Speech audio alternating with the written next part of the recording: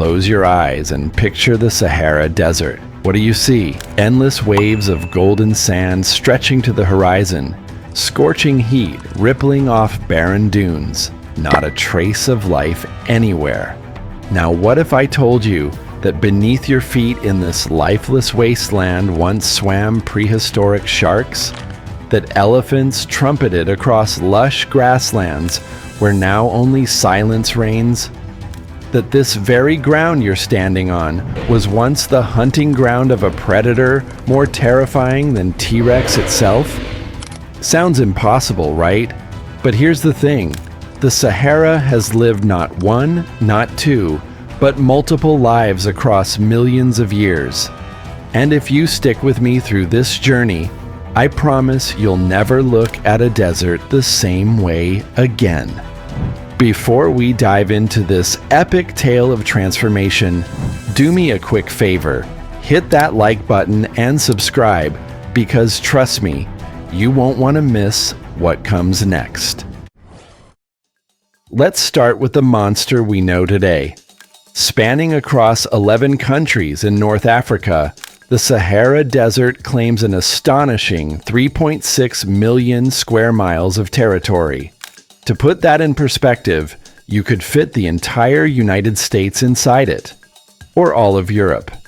It's essentially a continent within a continent, stretching from the Atlantic Ocean's western shores all the way to the Red Sea in the east, and from the Mediterranean coastline down to the Sahel region in the south. But size isn't what makes the Sahara truly terrifying. It's the extremes. During the day, temperatures regularly soar past 122 degrees Fahrenheit, hot enough to fry an egg on a rock in minutes. Then, as the sun sets, those same temperatures can plummet to near freezing. Your body would be roasting at noon and shivering by midnight. In many regions, the annual rainfall doesn't even reach 1 inch. 1 inch for an entire year. Some areas go decades without seeing a single raindrop. And then there are the sandstorms. Imagine standing in an open field when suddenly the horizon turns black. Within minutes, a wall of sand moving at 60 miles per hour engulfs everything in its path. These storms can bury vehicles, erase roads, and transform the landscape overnight. Ancient cities have literally vanished beneath the advancing dunes, swallowed whole by the desert's relentless appetite. Here's something that might surprise you though. The Sahara isn't actually all sand. Despite what Hollywood would have you believe, only about 30% of the desert consists of those iconic rolling dunes. The remaining 70% is a mosaic of rocky plateaus, gravel plains, and ancient mountain ranges. The Hagar Mountains in Algeria and the Tibesti Range in Chad rise over 9,800 feet into the sky. Their peaks occasionally dusted with snow even in the heart of the Sahara. Yes, you read that right. Snow in the world's hottest desert. But none of this compares to what the Sahara once was. Because if we could rewind the clock, we'd witness transformations so dramatic, so utterly alien, that they seem ripped from a science fiction novel. Let's turn back time approximately 95 to 100 million years ago, to the Cretaceous period. The Sahara as we know it didn't exist. Instead, this land was a sprawling network of rivers, swamps, tropical forests, and shallow seas. The air was thick with humidity, vegetation choked every available space, and the water teemed with life. And what life it was. Meet Spinosaurus aegyptiacus, a creature so bizarre, so perfectly adapted to its environment that scientists are still debating its exact lifestyle today. Stretching between 50 and 60 feet in length and tipping the scales at 15 to 22 tons, Spinosaurus holds the title of the largest carnivorous dinosaur ever discovered. But it's not just the size that sets it apart. Rising from its back was a massive sail, over 6 feet tall, possibly used for temperature regulation, display to attract mates, or even as a stabilizer while swimming. Yes, swimming. Unlike the land-based predators most of us imagine when we think of dinosaurs, Spinosaurus was semi-aquatic, perfectly evolved for life in the ancient Sahara's waterways. Its skull was elongated and narrow, remarkably similar to a modern crocodile's, with jaws packed full of conical teeth designed not for tearing flesh, but for gripping slippery prey. Its hind legs were short and powerful, built for paddling, while its tail was flattened like a giant oar. Picture this apex predator gliding silently through murky waters, nearly invisible beneath the surface. A massive sawfish drifts past, unaware. In an explosive burst of speed, Spinosaurus strikes, its jaws clamping down with bone-crushing force. The struggle is over in seconds, but Spinosaurus didn't have the ancient Sahara all to itself.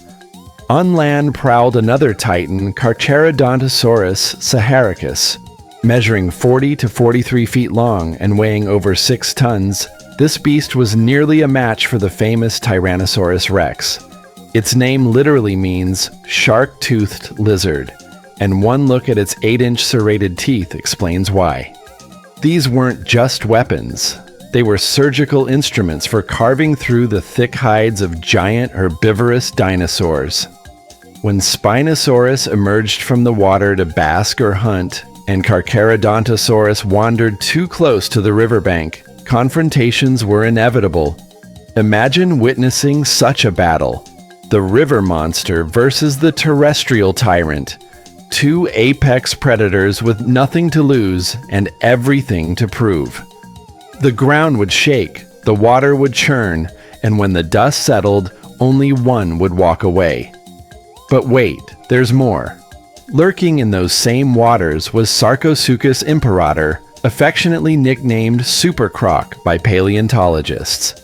At nearly 40 feet long and weighing over 8 tons, double the size of today's Nile crocodile, Sarcosuchus was the stuff of nightmares. With more than 100 teeth lining its massive jaws, it could crush dinosaur bones like breadsticks. The hunting strategy was simple but devastatingly effective. Remain perfectly still at the water's edge, invisible beneath the murky surface, and wait. When a young dinosaur approached for a drink, SuperCroc would explode from the water, its jaws snapping shut around the helpless prey before dragging it to a watery grave. Death came within seconds. These weren't the only inhabitants of the ancient Sahara's ecosystem. Onchopristis, a sawfish sporting a snout lined with vicious teeth, cruised the rivers. Lungfish the size of cars breathed with both gills and lungs, adapting to seasonal droughts. Herds of Ouranosaurus, herbivorous dinosaurs with distinctive back sails, grazed along the riverbanks. Towering sauropods, living skyscrapers reaching heights of 50 feet or more, thundered across the landscape, constantly vigilant against the predators stalking them. But as magnificent as this Jurassic Park was, nothing lasts forever. Continental drift, shifting climate patterns, and volcanic activity gradually transformed the landscape. The forests withered, the swamps dried up, and one by one, the great monsters vanished. Their reign ended not by competitors, but by the changing face of the planet itself. The Green Sahara, when giants walked among humans. Fast forward through millions of years of geological upheaval. The dinosaurs are long gone, erased by the mass extinction event that closed the Cretaceous period. The land has dried out, transformed into something resembling a desert. But then, around 10,000 years ago, something remarkable happens. The rains return. Between 10,000 and 5,000 years ago, during what scientists call the African humid period, more poetically known as the Green Sahara, this barren wasteland underwent one of the most dramatic environmental transformations in Earth's history.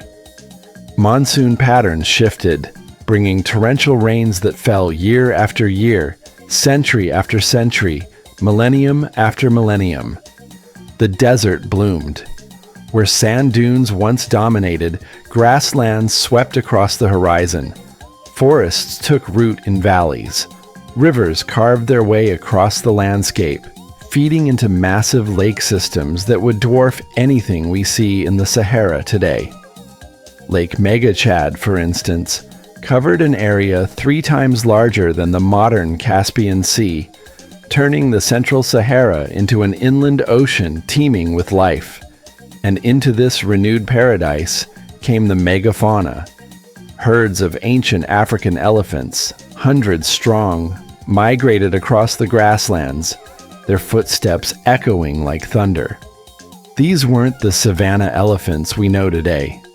These were adapted to temperate environments with shaggier coats and slightly different body proportions. Their fossilized remains and the rock art depicting them tell us they were everywhere. A cornerstone species in the Green Sahara ecosystem.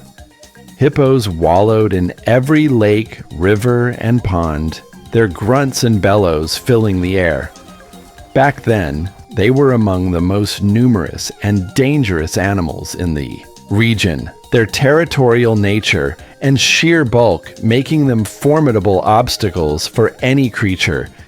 Giraffes stretched their necks to browse leaves from acacia trees, their distinctive silhouettes captured in countless rock paintings scattered across Algeria, Chad, and Egypt.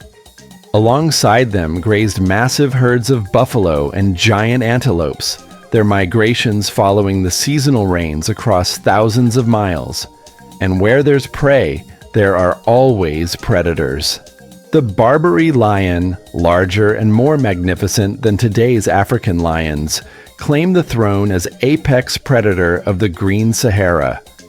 With males weighing up to 600 pounds and sporting thick, dark manes that covered their shoulders, these lions were the physical embodiment of power. They hunted in coordinated prides, taking down prey animals that would make a modern lion think twice. Cheetahs raced across the plains in pursuit of swift antelopes. Desert lynxes stalked hares and ground-dwelling birds. And in every body of water, Nile crocodiles patrolled, making them living links between the ancient and modern Sahara. But perhaps the most remarkable aspect of the Green Sahara wasn't the animals. For the first time, people thrived in this region in significant numbers. Hunter-gatherer groups established semi-permanent settlements along lake shores and riverbanks. They developed sophisticated tools, created art, and eventually began domesticating animals, particularly cattle. The rock art they left behind, particularly in sites like Tassili Najjar in Algeria and Ennedi in Chad, provides an incredible window into this lost world. These paintings show us everything: hunters pursuing elephants with spears, herders tending cattle, people paddling boats across vast lakes, hippos swimming, giraffes grazing, and even mysterious spiritual ceremonies. They're not just art.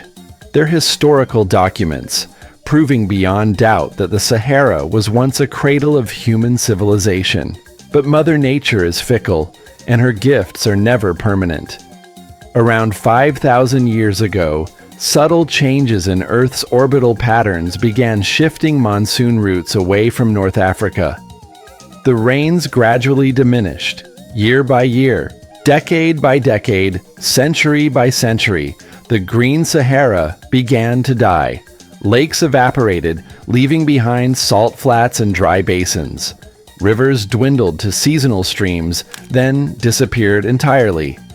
Grasslands withered, unable to sustain themselves without regular rainfall. Trees died standing, their skeletal remains soon buried by the advancing sand.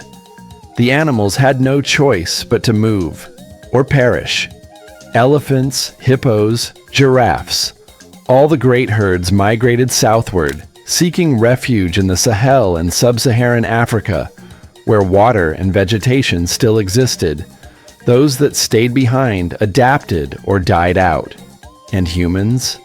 They followed the herds south, or clustered along the few remaining oases and the life-giving Nile Valley, where Egyptian civilization would soon rise from the ashes of the Green Sahara. The Age of Legends, as the desert reclaimed its dominion and human settlements retreated to fertile pockets along the Nile. The animals that once roamed freely across the Sahara took on mythological significance in Egyptian and North African cultures. The Barbary lion became a symbol of divine power, associated with war gods and pharaohs. Egyptian kings kept these magnificent beasts in their palaces, displaying them as living proof of their own strength. Temple reliefs depicted pharaohs hunting lions, not merely for sport, but as sacred rituals demonstrating their ability to master chaos and maintain cosmic order. The lion wasn't just an animal, it was the earthly manifestation of solar deities. Aurochs, massive wild cattle standing 6 feet at the shoulder with forward-pointing horns, also featured prominently in religious art and sacrifice. These aggressive animals represented fertility, vitality, and the raw power of nature that humans sought to harness through ritual and domestication. They were the ancestors of modern cattle, but far more imposing and dangerous. The Addax antelope, with its striking white coat and twisted horns, evolved specifically to survive the drying Sahara. Capable of living almost entirely without water, extracting moisture from the plants it ate, the Addax became a symbol of endurance and adaptation. Ancient people carved its image into rocks and wove it into legends about survival against impossible odds. But as the centuries rolled on and the desert grew ever harsher, these animals faced a new threat: human expansion. The Barbary lion, once so numerous, was hunted relentlessly for sport, for safety, and for prestige. By the 20th century, it was extinct in the wild, the last individuals dying in zoos, far from the lands they once ruled.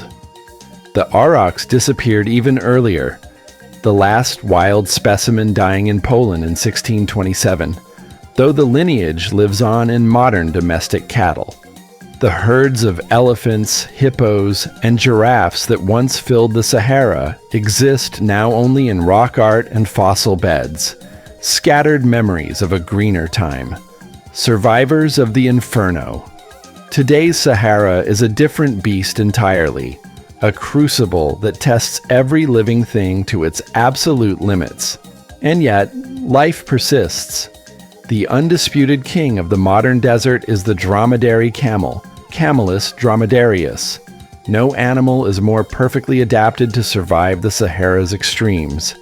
A camel can go 7 to 10 days without water, sometimes even weeks when food provides sufficient moisture.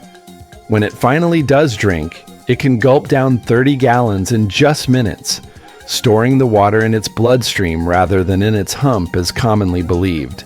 That hump actually stores fat, an energy reserve for the long, foodless journeys between oases. Everything about the camel is desert optimized: wide, padded feet that don't sink into sand, thick eyelashes, and closable nostrils that keep out dust, and a coat that insulates against both scorching heat and freezing nights.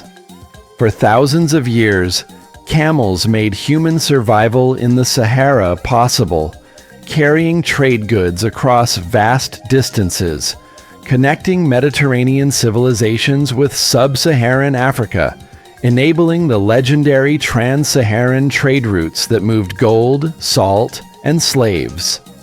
On the opposite end of the size spectrum lives the fennec fox, the smallest canid in the world, but perfectly equipped for desert life. Weighing only 2 to 3 pounds, the fennec's most distinctive feature is its enormous ears, up to 6 inches long, which serve dual purposes. They can detect the tiniest sounds of insects and rodents moving beneath the sand and they radiate excess body heat. Fennec foxes spend scorching days in deep burrows, emerging only at night to hunt. They can survive entirely without drinking water, extracting all necessary moisture from their prey and from occasional desert plants. They're proof that in the Sahara, small can definitely be mighty. Danger comes in all sizes here. The Saharan horned viper, named for the distinctive horns above its eyes, is a master of ambush. By day, it buries itself in sand with only its horns and eyes exposed, becoming virtually invisible. When a mouse or lizard wanders too close, strike! The venom acts quickly, and within minutes, the prey is dead. The viper's sidewinding locomotion, moving in S-shaped curves, allows it to glide across hot sand without burning itself. When night falls, another hunter emerges. The death-stalker scorpion, Androctonus australis. This small arachnid packs one of the most potent venoms in the scorpion world, capable of killing small animals instantly and causing severe symptoms in humans. But scorpions aren't mindless killers. They're vital pest controllers, keeping insect populations in check and maintaining the desert's delicate ecological balance. Perhaps the most remarkable survivor is one you'd never notice unless you were looking specifically for it.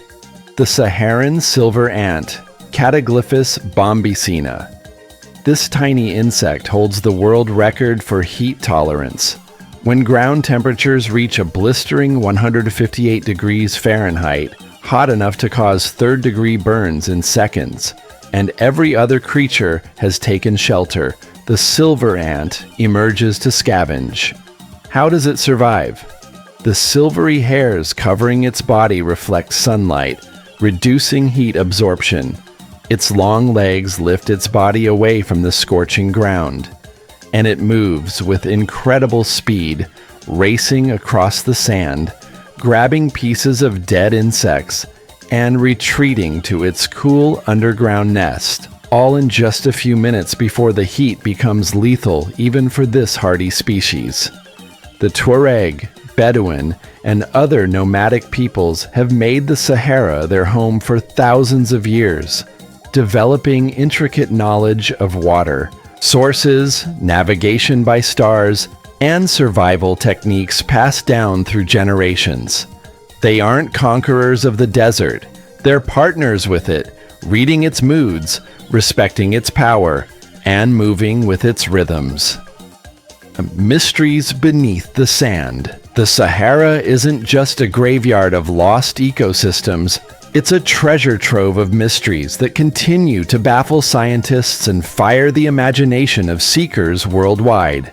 Consider the Reshat structure, better known as the Eye of the Sahara. Visible from space, this geological formation spans 25 miles across, consisting of concentric rings of rock that look eerily like a giant bullseye. Most geologists believe it's an eroded geological dome, its layers exposed by millions of years of wind and water. But others have proposed a far more intriguing theory. What if this is Atlantis? Plato described Atlantis as a circular city with concentric rings, located near the Atlantic Ocean, swallowed by catastrophe. The Reshat structure matches this description remarkably well, sitting in northwest Africa, not far from the Atlantic coast. Evidence of ancient human activity in the region adds fuel to the speculation. Of course, there's no concrete proof, but the mystery persists, drawing researchers and enthusiasts who believe they might uncover the truth. Then there's the enigma of Libyan desert glass. Scattered across hundreds of square miles in the eastern Sahara are chunks of lemon yellow glass, formed when sand melted at temperatures exceeding 2,900 degrees Fahrenheit. But here's the problem. There are no volcanoes in the region capable of generating such intense heat. The most accepted theory suggests a massive meteorite impact, but some point to the glass's similarity to trinitite, the glassy residue left after nuclear explosions. and wonder if something far stranger occurred in the distant past. In rock art scattered across Algeria, Chad, and Egypt, we find images that defy easy explanation. Giant humanoid beings, strange objects in the sky. Are these stylized representations of shamans and gods, as most archaeologists believe? Or could they be evidence of contact with extraterrestrial visitors, as ancient astronaut theorists suggest? The truth is buried in the minds of the artists who created these images thousands of years ago, and we may never know for certain. Beneath the sand lies another mystery: vast underground aquifers, some containing enough water to supply millions of people for decades. These are remnants of the Green Sahara, trapped thousands of years ago when the region was wet. Scientists are exploring these hidden lakes, and some wonder, could unique species have evolved in these isolated, lightless environments, cut off from the surface world for millennia? And then there are the lost cities. Ancient ruins poke through the sand in Sudan, Mauritania, Mali, and beyond. Nubian pyramids, medieval trading posts, settlements from civilizations we barely understand. How many more lie completely buried, waiting for a shift in the dunes to reveal them? Could entire forgotten cultures be sleeping beneath our feet? The voice of an ever-changing world. So here we stand at the end of our journey through time, having witnessed the Sahara transform from prehistoric ocean to dinosaur paradise, from lush grassland to barren wasteland. We've met monsters that would make modern predators look like house cats, watched elephants migrate across green plains, and marveled at tiny ants that laugh at heat that would kill us in minutes. What does it all mean? The Sahara is Earth's reminder that nothing, absolutely nothing, is permanent. The mightiest dinosaurs fell, the greenest grasslands dried up, the largest lakes evaporated into memory. Species that ruled for millions of years vanished in geological eye blinks, replaced by entirely new ecosystems, new rulers, new ways of life. But here's the beautiful part. Change isn't always an ending. It's also a beginning. When the dinosaurs died, mammals rose. When the Green Sahara ended, it scattered people southward, where they built civilizations that would change human history. When the rain stopped, life didn't give up. It adapted, finding ingenious ways to survive in conditions that seem impossible. Scientists predict that Earth's orbital patterns will eventually shift again, and when they do, the monsoons might return to North Africa. The Sahara could bloom once more. New rivers could carve through ancient stone.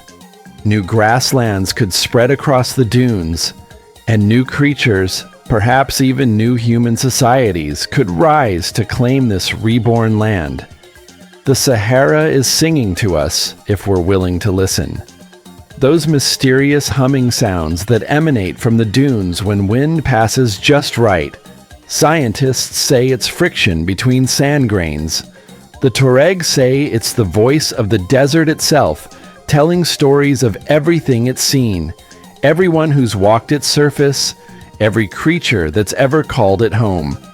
So the next time you see a picture of the Sahara, that lifeless expanse of golden sand, remember, you're looking at a stage that has hosted some of the greatest dramas in Earth's history. Beneath those dunes lie the bones of monsters. Within those rocks are carved the hopes and dreams of ancient peoples. Across those wastes roam survivors so tough, so ingenious, that they've mastered one of the most hostile environments on the planet. And somewhere, buried in the sand, lie secrets we haven't even begun to imagine.